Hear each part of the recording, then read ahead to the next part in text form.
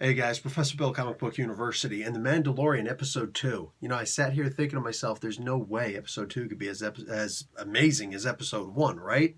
Well, I was right. It wasn't quite as amazing. That ending is just not going to be able to be repeated. Like, wow. But this was still really close. Holy crap, this was good. So, Baby Yoda. Yeah, it's not actually Baby Yoda, I'd imagine. I mean, unless it's like, reborn in the Force, because we haven't seen a whole lot of Yoda coming back and talking to people, right? Maybe at some point he will. Like, mind you, this is a hero that we're talking about, the Mandalorian. And he's not really supposed to be, because he's a Mandalorian. He's actually supposed to be this badass guy who is a villain, a criminal hunter who goes by nefarious means, who we happen to like because he's badass, and we'd all like to do that. Be honest with yourselves. Just don't lie, all right? You can lie to me, you can lie to your mama. Don't lie to yourself. That's when you start to become a bit of a psychopath. So anyway, I would love to do something like that. I would quit my day job in a heartbeat. Kids, love you, but I got to go hunt some bounties. So check this out, man. This cat, turns out that while he was off on this epic freaking mission, Jawas were stealing his stuff. Like, they were stripping his car, man. He comes back, he's like, oh, come on. He disintegrates a bunch of them. That was cool. Remember Vader's line in Empire Strikes Back? No disintegration. Apparently, this Mando did not get that memo. He's just like, boom, you're gone. Boom, you're dust. Boom, you just got Thanos snapped. I just see Thanos in the background. Somebody should make a meme of that. Freaking Jawas disappearing left and right. Half of them being disappeared. And there's Thanos in the background just getting rid of them all. Oh, come on, man. That is just too freaking epic. Anyway, meanwhile, I got the Infinity Gauntlet right there. Signed by the creators of the original comic book. Bruh, this was amazing. So Jawas are still they're yoinking his stuff. He's got to go back and he's got to try and take these guys out. This is just epic beyond all belief. This just straight out comes out off of something like freaking Spielberg would do with Indiana Jones stuff. You know what I'm saying? So much of this chase scene. I'm just looking at this like, I love this. I love this. Freaking he goes, he shoots the line. He's climbing the thing, throwing Jawas out. I told y'all how much I loved that first episode. After I watched that first episode, I watch it again, but with the family this time. Yo, this TV series is getting to the point where my wife is going to leave Star Trek, all right? Where she's just like, Star Trek is really, really awesome, and I'm always going to love Voyager, but this is really interesting. And there's action. Yo.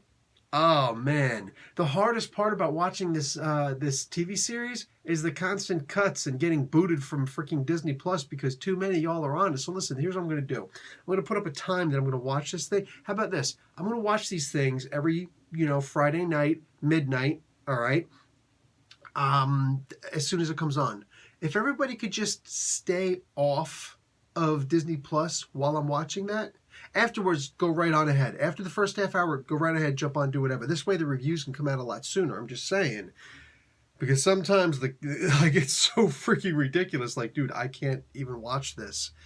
So I'm not joking when I say this. Every so often, like, my wife and I will look to each other and one of us will say, maybe we'll just cancel our subscription and just wait a couple, like a month or two until Disney, finds a way to work this out, because this is ridiculous. Getting booted from the channel. I remember she went and said, she's like, Netflix didn't have this problem in Canada because when it first came here, we had horrible content. Can you find anything that you're not interested in on the Disney Plus streaming service? Because I can't. I'm even looking at that Ewoks thing, thinking to myself, my kids will love that. You know what I'm saying? They just watched Return of the Jedi for the first two times last week, so they're all over the freaking Ewoks. Forget about it. Anyway, I'm looking down like I got notes. I don't have any notes for this. I'm just going off of this freaking buzz, man.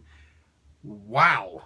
So, freaking the Mando is climbing up. He's kicking all these Jawas' asses. He gets to the top, and they finally remember they got guns because they were throwing down their junk and everything. That sounds weird, but you get what I'm saying. They were throwing down all the stuff that they'd scavenged. He gets to the top. They suddenly remember they got guns, and they're just like,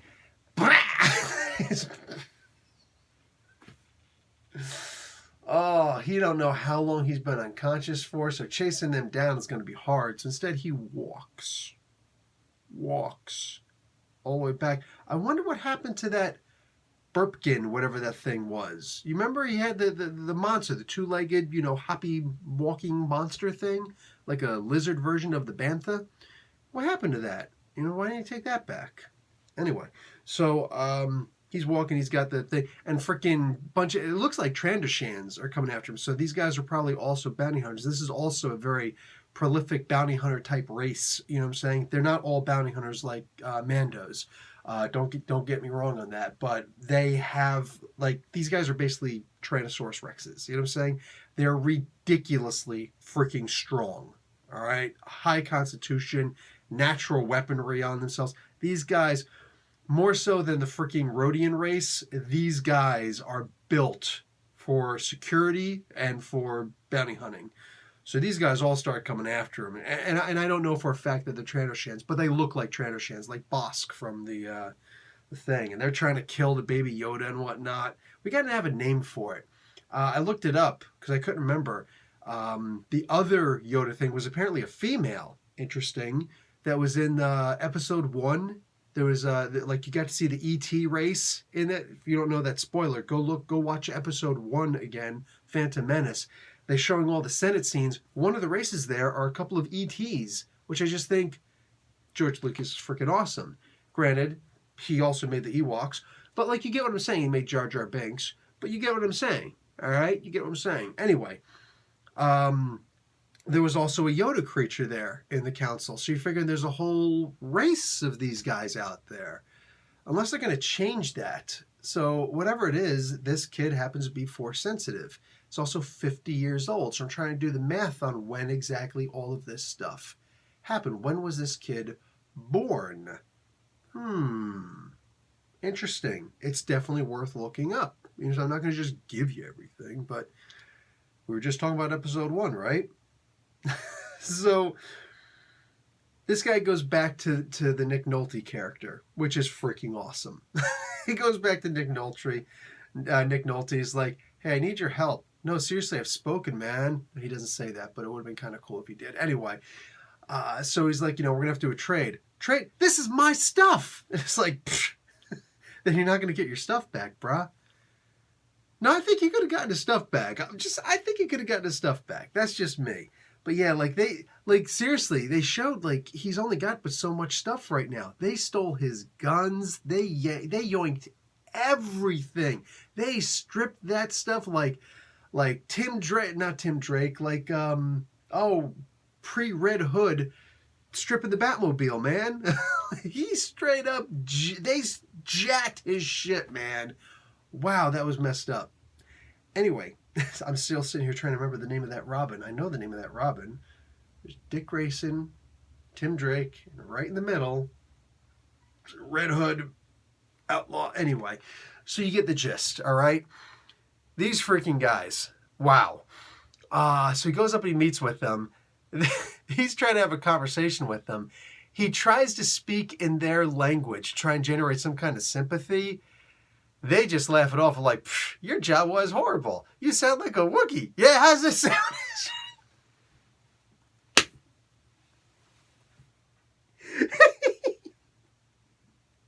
Flame on! He starts trying to torch them. They're like, ah! Look, it is wrong. And let's be realistic. Most of us would sit there and say, nah, man, I'm trying to kill all these guys for stealing my stuff, and I'm going to take my stuff back. It's my stuff. But when you're in that hopeless of a situation, and maybe they could have pointed out, I'm not going to help you if you're going to go and try and kill these guys, because remember, I'm here about trying to keep the peace. The only reason why I helped you in the first place to go and take out these guys was because I'm trying to keep the peace of this planet. You know what I'm saying? And this is a guy who he's talking about, I really respect you. And later on, he winds up asking this Nick Nolte character, will you join me? Let's be realistic. Biggest disappointment in an episode ever is when one of the coolest guys, when the coolest supporting character says, no, I'm not going to be in any future episodes. Oh, man, come on, bruh.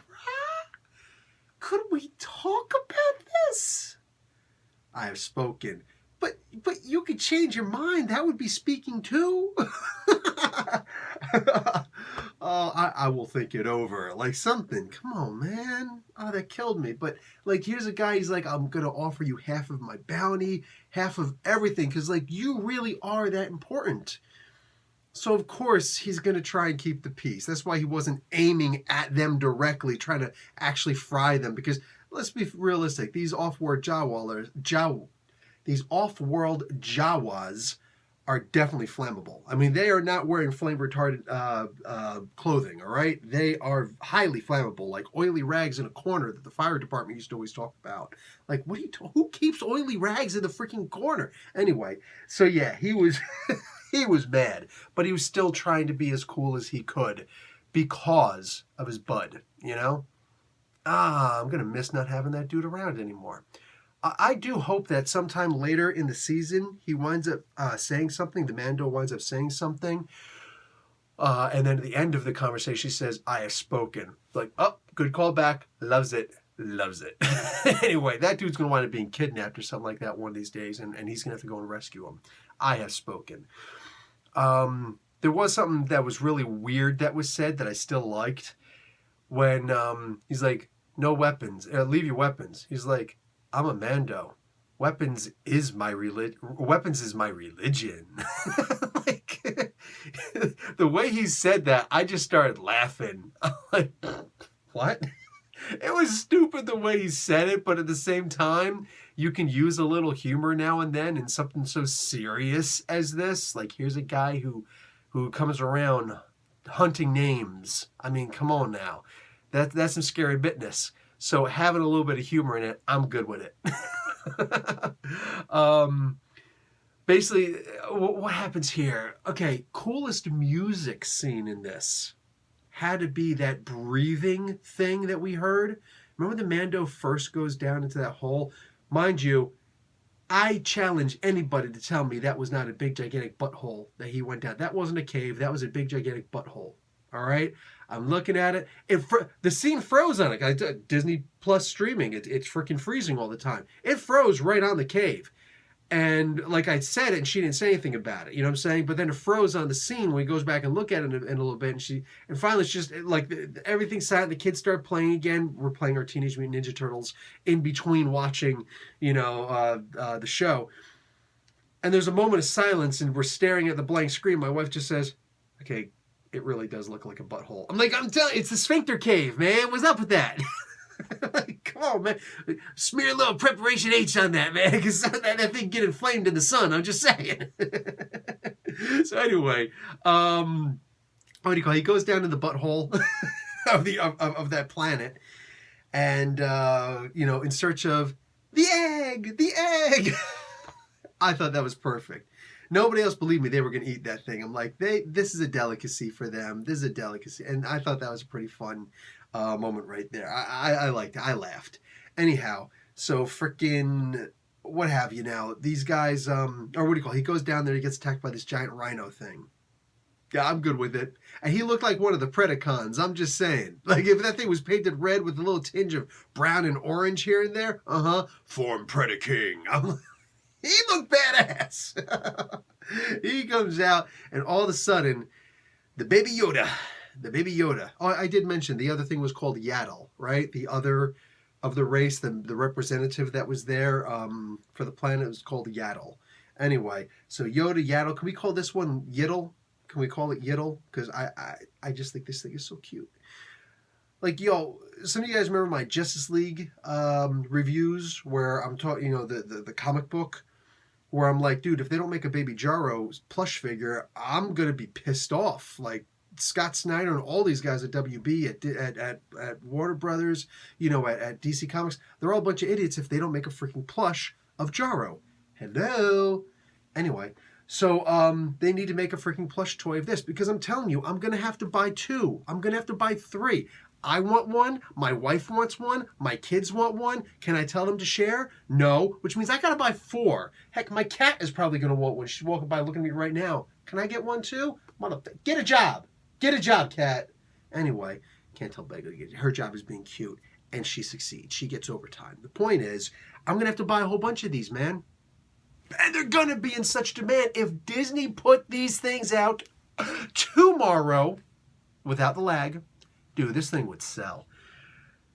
Freaking Baby Yoda, Yiddle, I'm calling him Yiddle.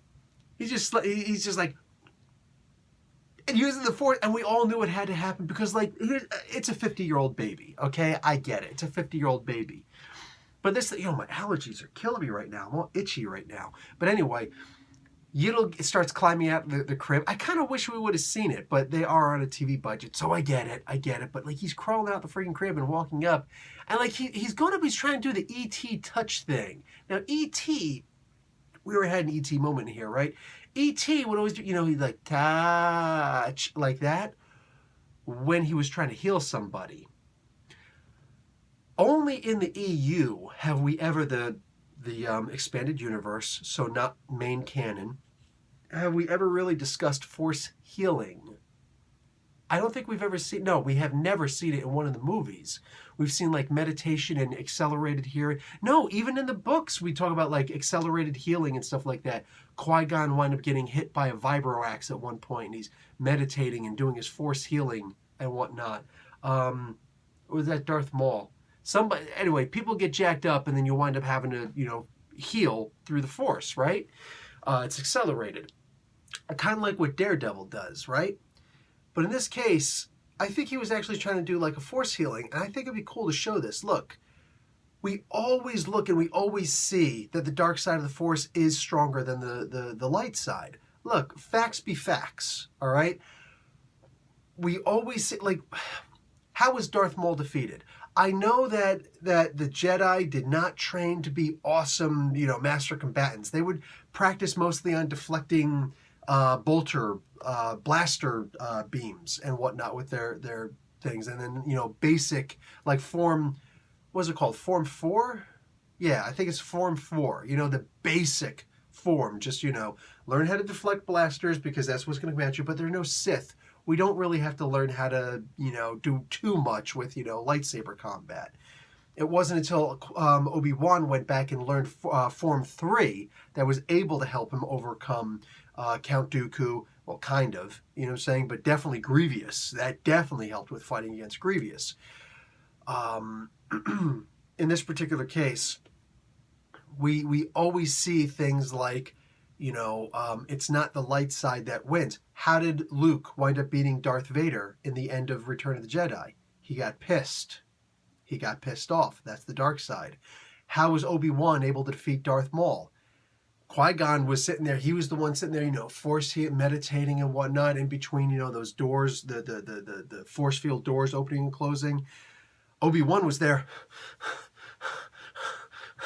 ready to go, right? Exact same thing, or very similar to the stalking method that Darth Maul was doing, So which actually wins, the light side or the dark side? The dark side is definitely going to win every single time because that's what they've shown us in everything they've ever done TV. Everything. The only way you beat the dark side is with more dark side. Think about it. What is Form 7? How was the Emperor able to be defeated in lightsaber combat? Three of the 4 Jedis went down when they went to take him out in Revenge of the Sith. It wasn't until It was Samuel L. Jackson, Mace Windu, who wound up taking him down, right? And it wasn't except for the fact that he was blindsided by somebody he was trying to trust, Anakin.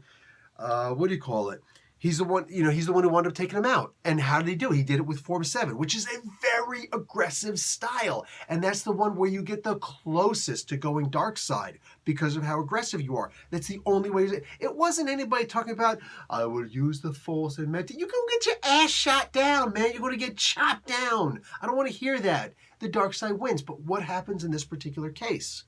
If they're doing what I think they're trying to do, he's trying to do force healing. That's something, besides becoming a Force ghost, that's something that the dark side can't do. Anakin turned to the dark side before he died. That's my story, and I'm sticking to it. Remember, this is headcanon. We're trying to fit this stuff in a world where George Lucas was just like, this will look cool. Hey, how's this working? It's a movie, shut up, right? You know what I'm saying? Like, George Lucas is not invested in Star Wars nearly as much as the fans are. Let's just be realistic, okay? We're the ones trying to make this amazing continuity. As far as Force healing, God, if they just introduced that, all of a sudden, this changes the dynamic right away. Yeah, you get super aggressive and super powerful over there, and you cause all sorts of damage with the dark side. But with us, that's a pretty nasty head wound you just took. You fine now. You know what I'm saying? Like, do some faith healing on somebody right away without all the money coming in. You don't have to put your hands on the TV like the 700 Club. You know what I'm saying? We're talking about bang, flat out, the ability to heal using the Force. That would be amazing. Instead, we got the typical Force right here, because at least that's something that Mando Boy can understand. I'm going to lift a rhino up off the ground. And he did it for as long as he could, which gave him the breath, because let's be realistic.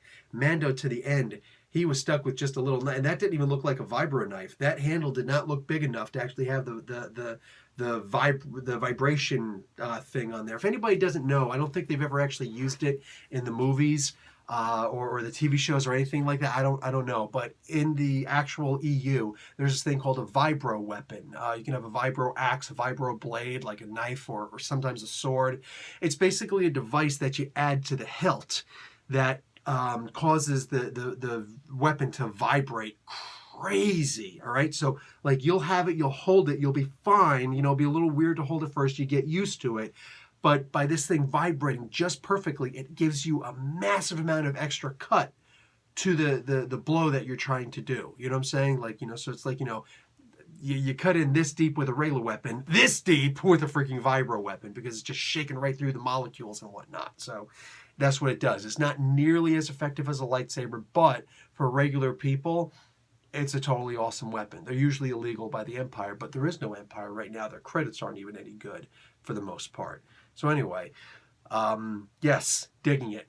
Definitely digging it. That's also something that we have to consider with this TV series right now. The Empire is gone. The credits still spend, according to Carl Weathers. You know what I'm saying? The credits still spend, but for the most part, you know that the Empire is dead. So what are people going to do? Because the rebellion had it to, yes, let's take this system out. Let's take the system down.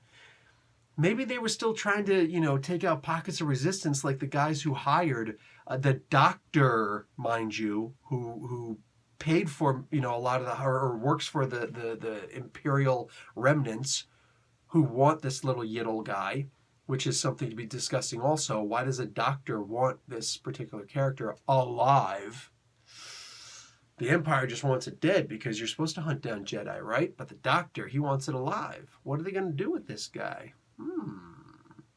Anyway, oh God, as long as midi-chlorians don't ever come up again, could we just forget that painful aspect? That's another problem with the prequels. Freaking midi-chlorians. I'll take Ewoks any day over a midi-chlorian, man. That's just me, though.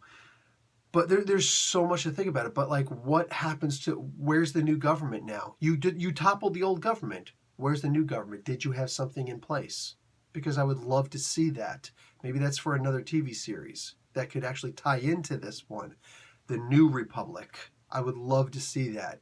Like, we need to see that. How does all this happen? How does the New Order wind up being able to take over afterwards, right? So, welcome the new boss. Abe is the old boss. A little Who reference for you there. But, yeah, so much with this show, bro. But anyway, he winds up finally killing him with that little tiny knife. I know there's going to be a bunch of people talking about, oh, come on, smallest knife in the history of creation.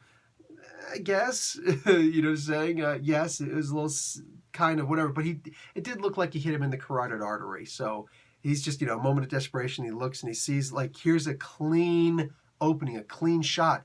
That, let's be realistic, you ain't going to be able to poke, this gigantic beast with that little tiny knife if you're in a regular fight with it. Even if you got full energy, like, come on, what are you going to do with this gigantic beast that's jacking you up, breaking your bones, But when the thing just, it's got a moment of weakness, hey, you're exposed, just kind of walks up and just boom, he knows how to do a killing shot. Yes, on a creature he's never seen before, but for the most part, it's a carbon-based life form. It's got a brain. It needs blood going to it. The neck is the only way. There's no bypass to get there. So, and it can't be the throat. So it's probably going to have to be one of the carotid arteries. So, yeah, he did it, and it would have resulted in immediate unconsciousness, death within like 16 seconds. Like, done. So, and 16 seconds is actually giving it a lot of time, actually, for a human, so maybe 30 seconds for this gigantic freaking beast. But you get the gist, right? Like, no, this thing was dead. So I don't have a problem with the way that he was killed. But, oh, man, like, my heart just went out. Here's this dude. Think about Goren no Sho. This is the book by, it's called The Book of Five Rings by Miyamoto Musashi. Musashi Miyamoto, if you're going to, do the appropriate Japanese name. But the idea is, here's this dude who did this book, the Book of Five Rings. It's a book that he did, his journals, about when he was living in a cave and writing down what he knew about being a samurai, all the legends that he knew. You know what I'm saying? Not just the legends, but like, all of the stuff that he learned and putting it down in philosophy. One of the things he says is, a samurai who dies and not all of his weapons have been sheathed yet is a disgrace. You die with dishonor. Because it means you didn't give everything that you had. You know what I'm saying? If you've got, your katana and your wakizashi, that's the slightly smaller sister sword that's there, and you don't pull them both out and go into combat with that, I mean, it's not like samurai use shields, right? If you don't have both hands on your naginata, or, one hand also on your tanto, and you're running forward like, something, you died in disgrace because you didn't give it everything that you had. That's one of the things that he says in that book. And here's this dude.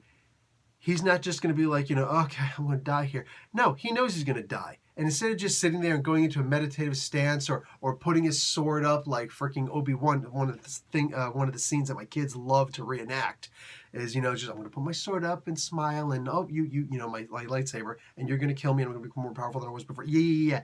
He's not a Jedi. And he's not a coward, or he's not a regular person. It's just going to be like, no! Like that. Like, what are your hands going to do? You know what I'm saying? What are your hands going to do? Against this gigantic freaking thing? Instead, he just knows, like, I can't win. I can barely even lift my head. Just, at least I'm going to poke you. You're going to get a splinter when I die. Might not even penetrate you because you're the moving force. So you're probably going to break this blade and everything. But he wasn't going to die. He wasn't going to be found dead without every single thing that he had in use. This is Sparta. That was badass, man. Yeah. So we get to the end, and he doesn't understand a lot of how this works. It's odd that a Mando wouldn't understand it, because the Mandalorians were wiped out by the Jedi. Okay? Go back and look up that history, because that's way too much for me to be giving on. So it's already a half an hour, this video. It's all right, but I did want to mention that music, that breathing music in the beginning of, when he came out that butthole and he saw the giant rhino was coming out. I'm like, damn, dude, that is freaking amazing background music. Go back and listen to that if you weren't paying attention to it. Wow, that was good. It reminds me a little bit of the Robot Dreams. I can't remember what it's called, but it's a song by Toto on the soundtrack for the original Dune movie, 1984 Dune movie. Go and check that out. It's a Lynch film, David Lynch film. But yeah, that part where he's fighting the machine when Gurney Halleck and all them are looking at him and going, wow, yeah, this guy, that's the Weirding Way he's fighting with. Actually, that's in the book, they say that. The Weirding Way is just some stupid, Muad'Dib bam thing. I'm not even going to get into that, all right? Wait for my Dune review. Anyway, but he doesn't understand that this is the Force that's being used. This should be a huge contradiction for him. It's something that I was thinking about if they decide to make this little yiddle, which I'm sure, I knew they would, and I assumed they would, and I was right. My assumption was correct. If he's a Force user, this should pose a huge conundrum for this dude, and hopefully they do talk about that in the next episode. Every Friday at midnight, brah. Every Friday at midnight. So, bang. Bang. This is sick, man. This is just sick. But what is he going to do when he realizes this is actually a Force-sensitive creature? Because will Mandos have a problem working for Sith or any old Force user? I don't know. But they definitely hate the Jedi.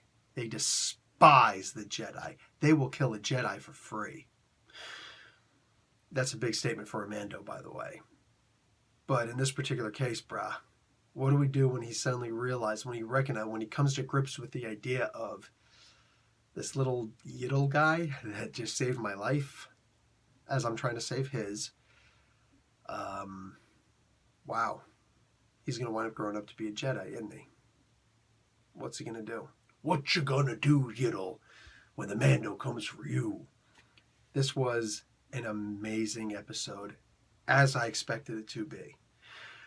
Can't wait for the next one. And unfortunately, it's not going to be a Tuesday to a Friday to wait for it. It's going to be next Friday it comes out. So remember, guys, that first half hour, midnight,